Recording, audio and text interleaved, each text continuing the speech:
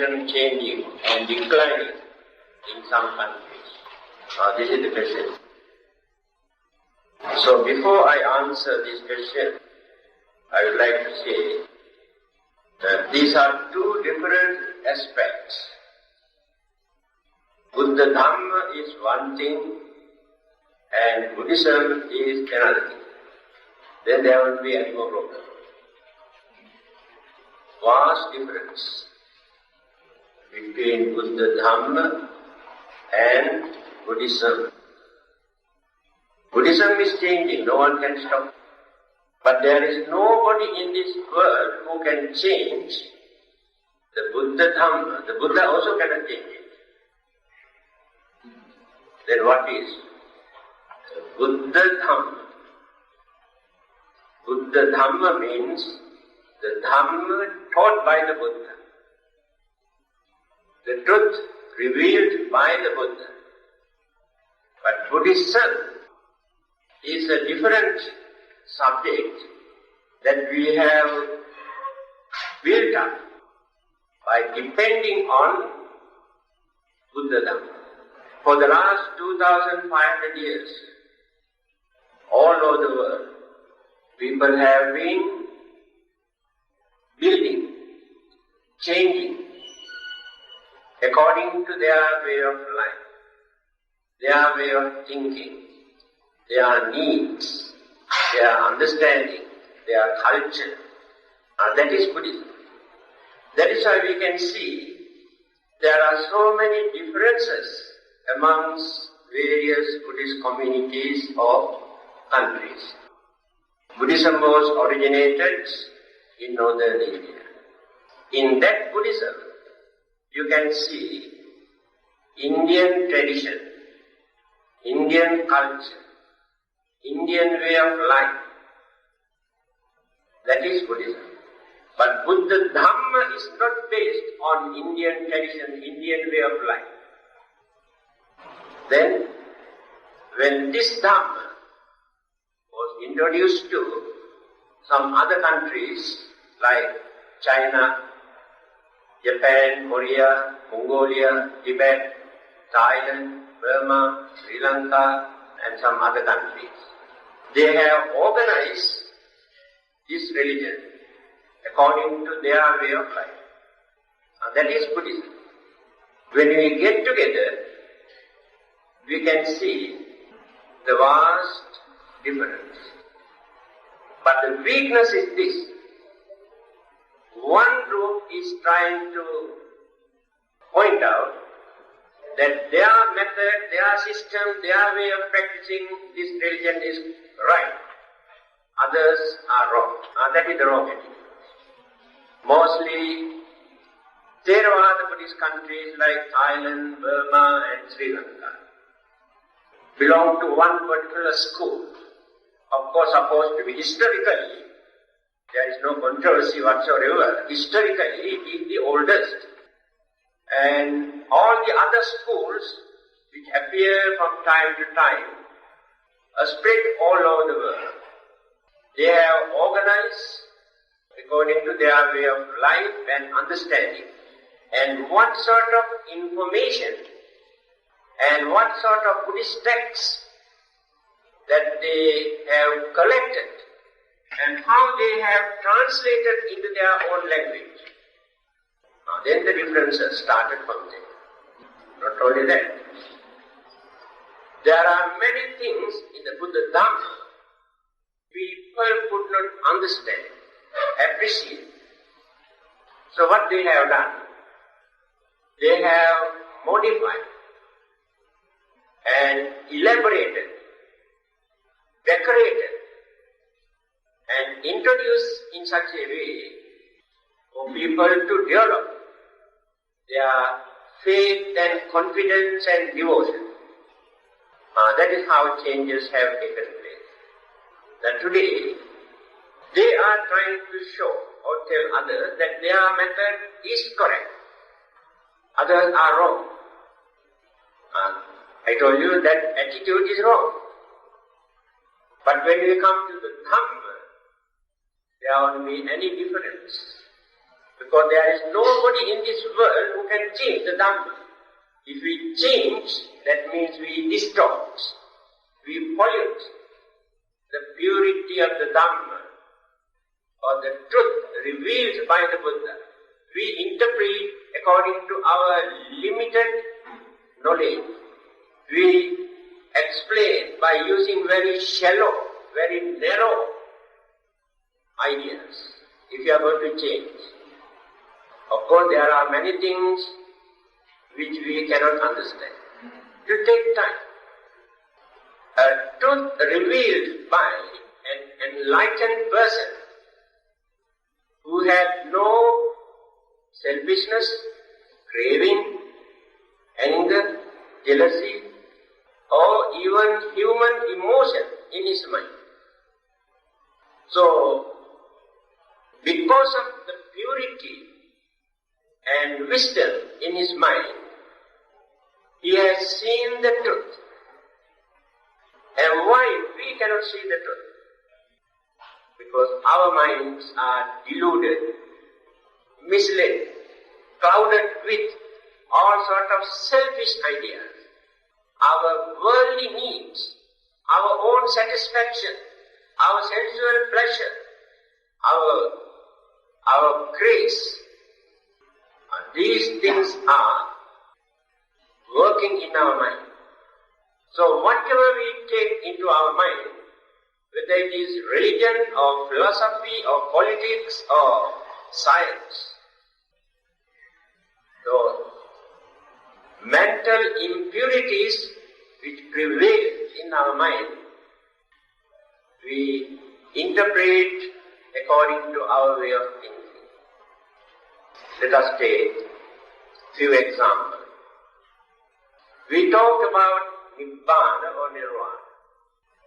Whatever we preach, according to the original text or the teachings of the Buddha, you create your own Nirvana according to your way of thinking.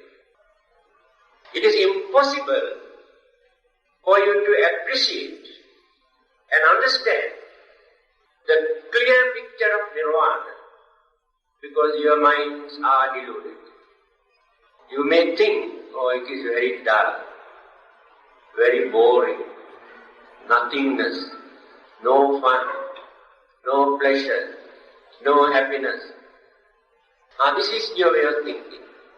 So all your thinkings are bound to worldly material things. Pleasure. If there is no pleasure, you are not interested.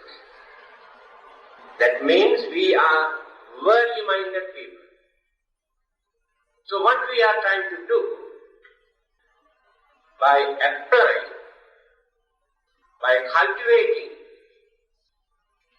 our mind, we try to reduce the worldly bondages, all our problems, miseries, worries, misunderstanding, jealousy, enmity, grudge, cruelty, we maintain because of this worldly mind. We blame each other, accuse each other because of this. So, we have to make use of religion to reduce these evil forces or weaknesses or disturbances from the mind. But it seems every religion, not only Buddhism, whatever religion people preach, practice, organize, we can see a lot of human weaknesses. Through religion, we try to develop our selfishness, our jealousy and discrimination. To many people, religion has become real nuisance. They say, religion is irrational. Introduce more dogmas and superstitions, blindfold mankind. Another group says, because of religion, we discriminate each other, hate each other, divide into various groups. All are human beings. One group cannot get along with the other group. Jealousy, enmity, hatred. Then what is the purpose of religion? The purpose of religion is for us to live peacefully. But we use religion to aggravate the situation, to arouse our hidden jealousy and hatred also. And we never give up our very strong egoism, whatever we learn. Recently, I was attending an inter-religious seminar. Followers of all those religions were there. Then one speaker mentioned, all those prophets who appeared in this world, yes, cut the grass, but they have not removed the roots of the grass or the lala. Only their prophet has done that. He has uprooted, he has removed the roots of the lala. He mentioned this in front of various other religions. Here you can understand how people try to glorify or maintain some sort of superiority feeling,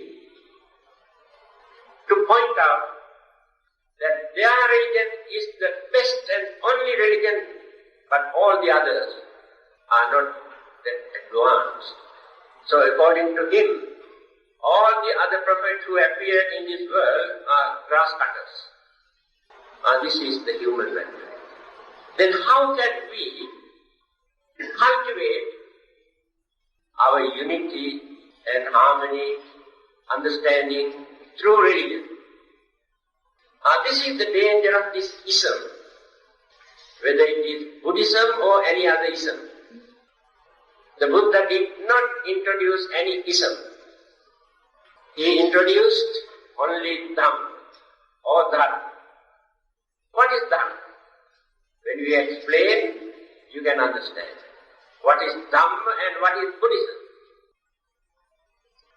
And all those missionaries and others who criticized and condemned, ridiculed Buddhism by talking about certain activities organized by so-called Buddhists.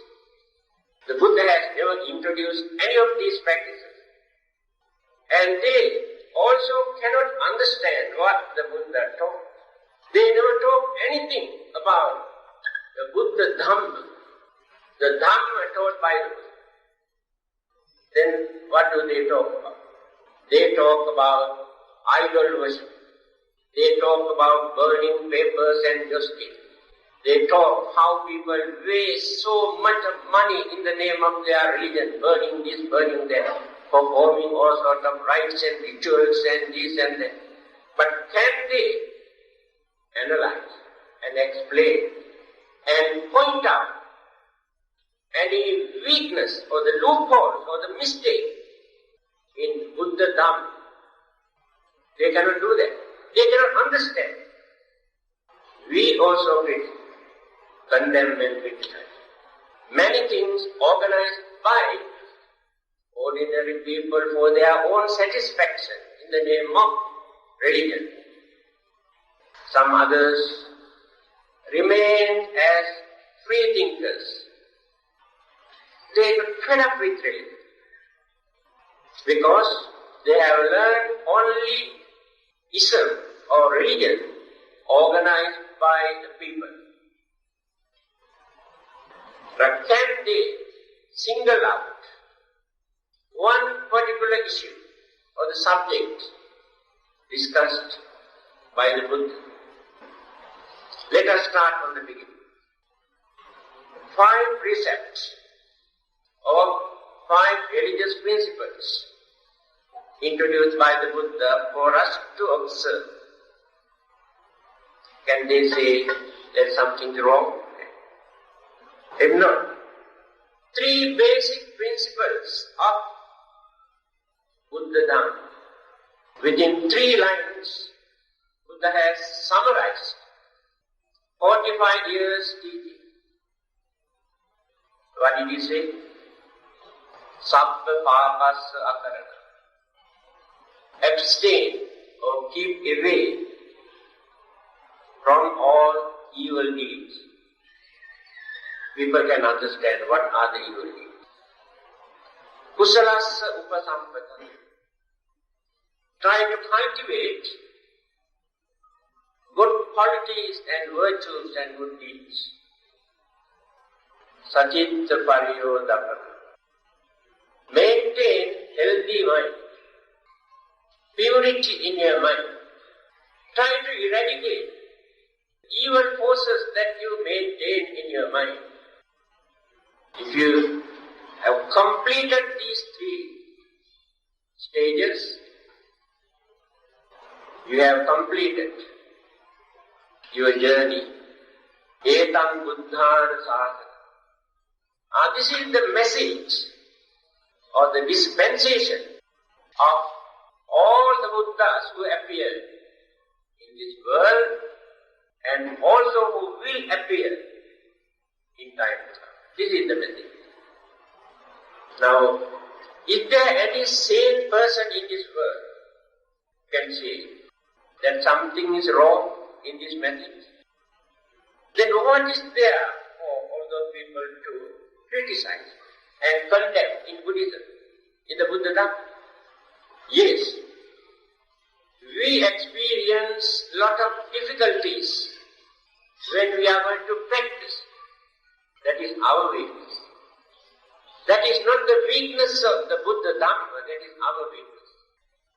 When we want to stop certain bad habits, bad things, bad deeds, bad words, we feel difficulty. Then can we blame the Buddha or the Dhamma for that? That is our weakness. So when we are going to cultivate certain good virtues and the qualities, we feel it is very difficult. That is our weakness. Because we have not done this earlier. So nothing wrong with the Dhamma or the Buddha. When we try to maintain a healthy mind, to avoid all sort of worries and miseries and disturbances and enmity and jealousy, we feel it is very, very difficult. Also it is our weakness. Now what we want is somebody else to come and do this for us. That is very easy. Just go and worship and pray. Not necessary to keep away from bad things, not necessary to do good things, not necessary to maintain healthy mind. Go and pray and worship. Somebody else can do for you. The Buddha did not introduce that type of religion for you to practice. That is why people always say it is very hard, very difficult to practice. Our way of life, our way of thinking, and our greed, our crazy attitude for pleasure, and by developing selfishness and cunningness, we have gone so far, far away from the basic teachings of the Buddha. Now when we are going to practice, we feel very different. That is the problem. So, here the question is, we always say the Buddha Dhamma is unchangeable. What is the word used by the Buddha? Akaliko. You recite this. Akaliko, Epasiko, Opanaiko, Pachattam, Veditabbo, Vinyori, Dhamma. So Dhamma is Akalika. That means there is no time limit for this Dhamma. That means we can experience the good result at any time, if we really practice, there is no time. Before his passing away, the Buddha said, if my disciples or followers really practice the teaching that I have given to them, Yāvīvanta Subhadda Bhikkhu Samma Vihariyo Asunyo Loko Arahantehi Assa. This is the word. Sentence. The statement made by the Buddha. This statement you can see in Mahaparinibbana, the last sermon. Meaning, as long as my disciple means those who follow my teaching, practice the advice given by me. You can find Arahantas and holy saints in this world. Always. There is no time limit for them. Today people are going in searching all over the world whether there are Arahantas in certain countries. Some people go to India, some others go to Burma and Thailand and China to find out whether there are saints through Arahantas. And they say very hard to find out. So they think this is the failure of Buddhism. It is not the failure of Buddhism, failure of mankind. You think it is very difficult for you to understand Four Noble Truths, and very difficult to follow Eight Noble Paths, Eight Methods, very hard. But without understanding the Four Noble Truths, without practicing Eight Noble Paths, we try to find out some sort of shortcut to find out the final goal. You have forgotten what the Buddha has said in Satipatthana Sutta. Remember, Ekayano Bhikkhave, Ekayano Bhikkhave. Eka means one. There is only one method. There are no two methods, remember this. It does not mean that one method is Buddhism. No. There is no ism there. There is no religion. Ekayano Bhikkhave and Magga, path. There is only one path, one method. What is that method? What is that path? For what purpose? Sattanam Visuddhya, for the purifications of the human mind. Soka Pariddavanam Samachittamaya, to wipe out all our worries and miseries and mental disturbances. Dukkha Domanassanam Attham, to see the end of our physical and mental suffering, unsatisfactoriness.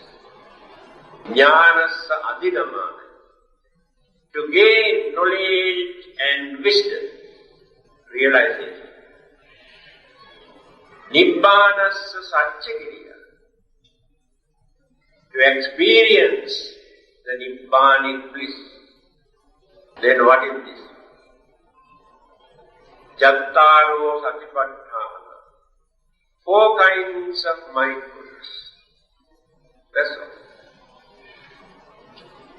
There is no any other method. And these four methods,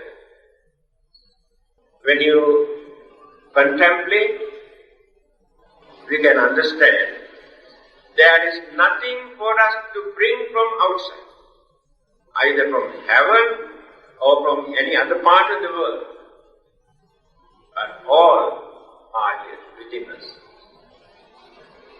That is why he says, Imasmicca vyamatte kalevare lokancha loka samudayancha pancha.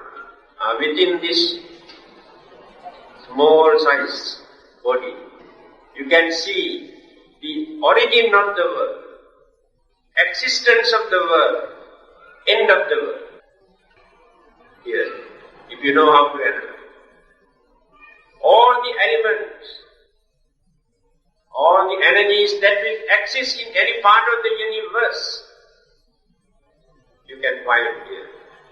If you know how to analyze, then concentrate. Nothing for you to bring from outside. Kaya-anupassana, Vedana-anupassana, Chitta-anupassana, Dhamma-anupassana. These four. What are those? Concentrate this physical body by analyzing what it is. The things that we crave so much, develop so much attachment, but which gives us so much disturbances and pain, unhappiness in the end. Analyze. Concentrate. That is the one method. Then the mind that which is known as devil's workshop always gives enormous troubles and worries and miseries. Almost every day we come and complain, cry, accuse because of the mental attitude. Analyze this mind. See what it is. What are the ingredients in your mind? And why do you want to maintain this thing? For what purpose? And what you gain in the end? Analyze your mind. Then the feeling that you experience as pain and pleasure, pleasant and unpleasant. Analyze. This moment you feel very nice, wonderful.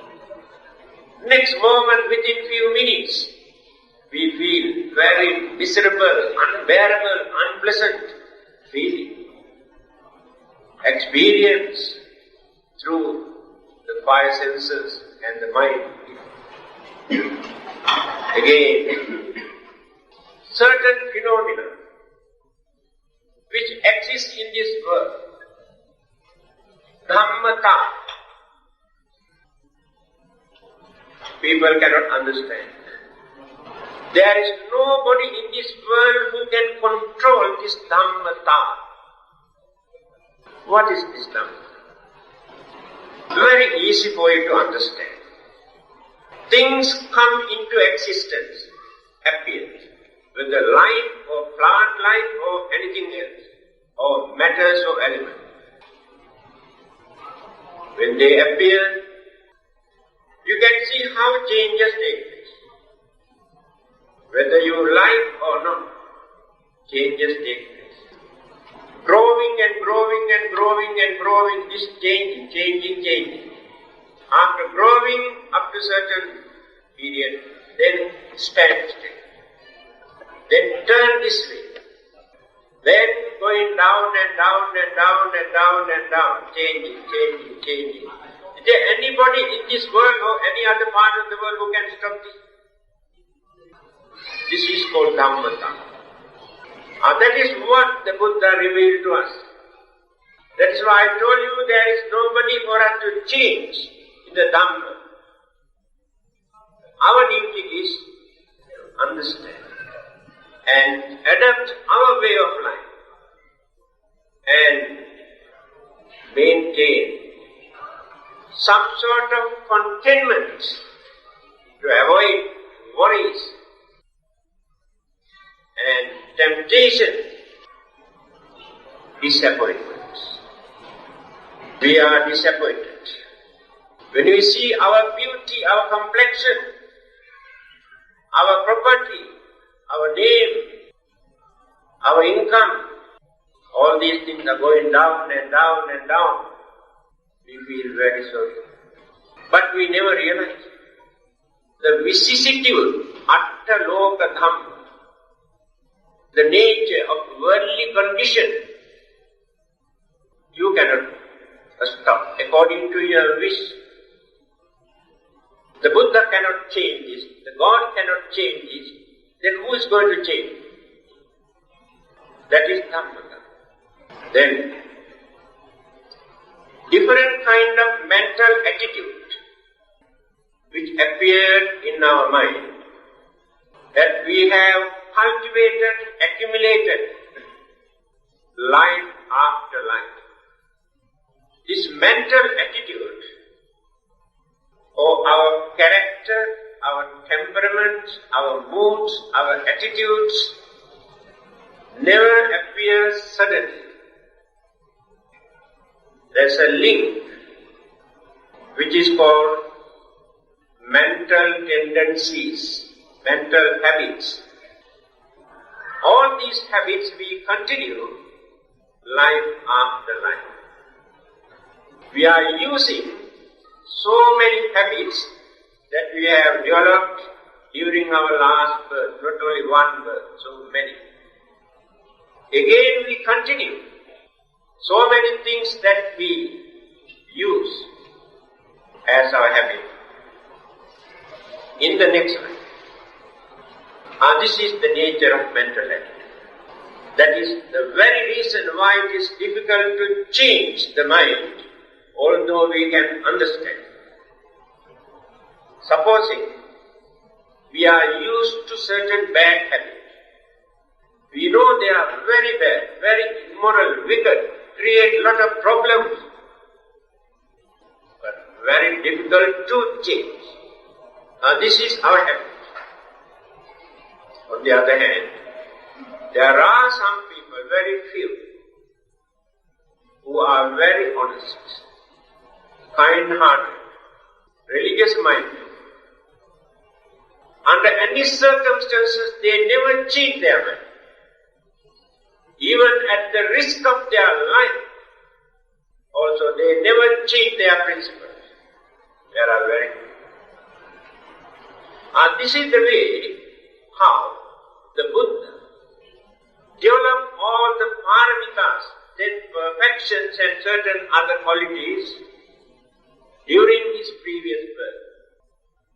Even at the risk of his life, he never surrendered his principles, even to protect his life or his own pleasure.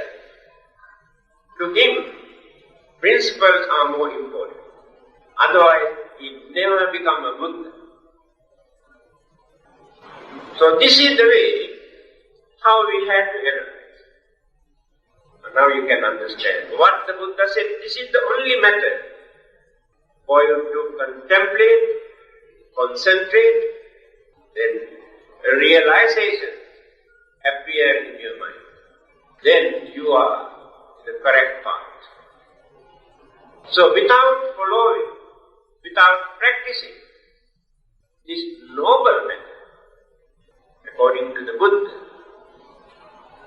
whatever method we adopt, to get rid of our unsatisfactoriness in our life, we never get it. People think it is very easy for them to gain this simply by worshipping and praying. The Buddha has given a few parables for us to understand. When a man wants to cross a river, if any boat is not available, a man who strongly believes prayers, kneel down and pray all day, asking the other man to come and take him to the other side. He says, never work. You can pray but never work. But if you are wise, if the boat is not available, you can collect few pieces of wood and make a raft, and by using your effort, you can cross the river. That is the method introduced by the Buddha as Eight Noble Paths, to cross this samsara, the oceans of suffering, without depending on others. Again, he says, when you pray, paradise in your mind, to climb the paradise. Just like erecting a ladder to climb the heaven. Forever you can go on erecting this ladder, but you never reach the heaven. This is the Dhamma, but not Buddhism. In our Buddhism, introduced by us from time to time in different countries, people have introduced wonderful Buddhism.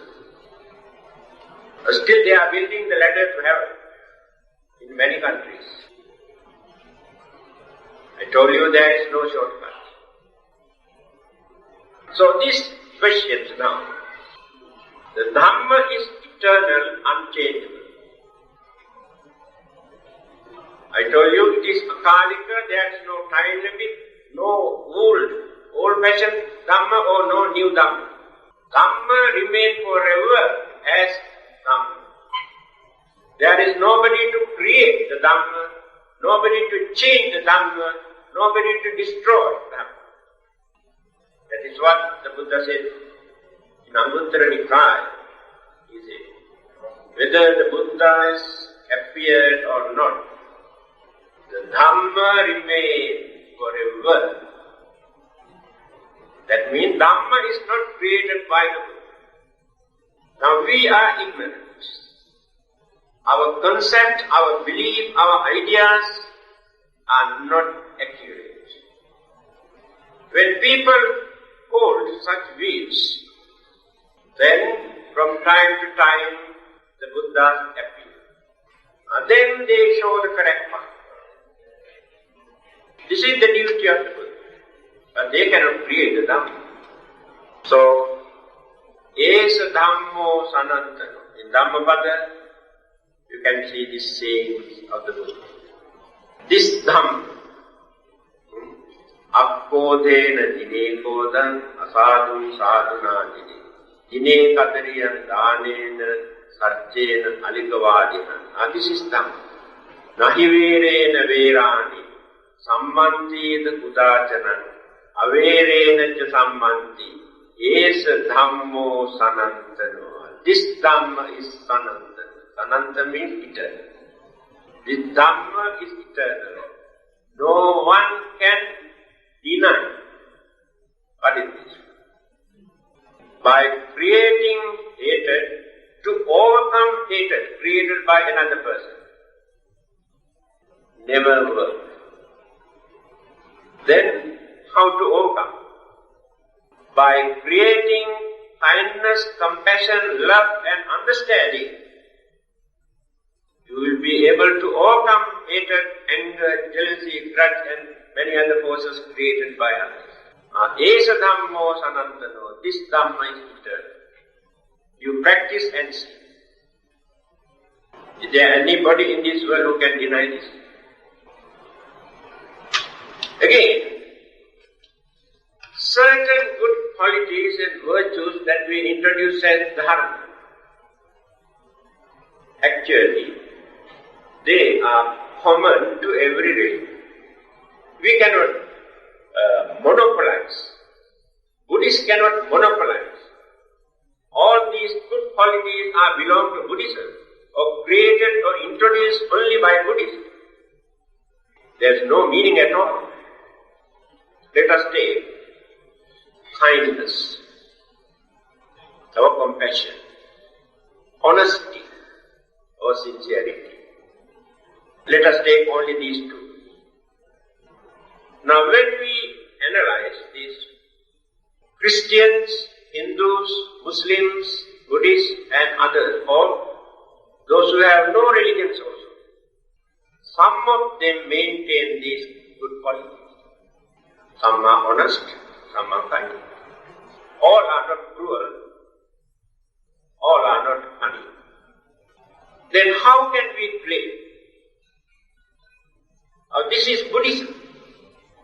This is the Buddha Dhamma. These are known as universal moral causation, universal moral causality, common to every human being. So one particular religion cannot claim. But there are many things that Buddha has revealed to us, besides these good qualities. Then, the real meaning of the Dhamma still I did not explain. Then you can see the difference. What is the definitions of the Dhamma? Dhamma or Dharma? Dharma means universal law explained by the Buddha, which support us, uphold, without allowing us to get into the unfortunate state of existence, such as hell, animals, a spirit, ghost, devils, or unfortunate living beings. Dharma means the method taught by the Buddha to hold us without allowing us to get into the unfortunate state of existence. Now you can see the difference between the Dharma taught by the Buddha and the word religion.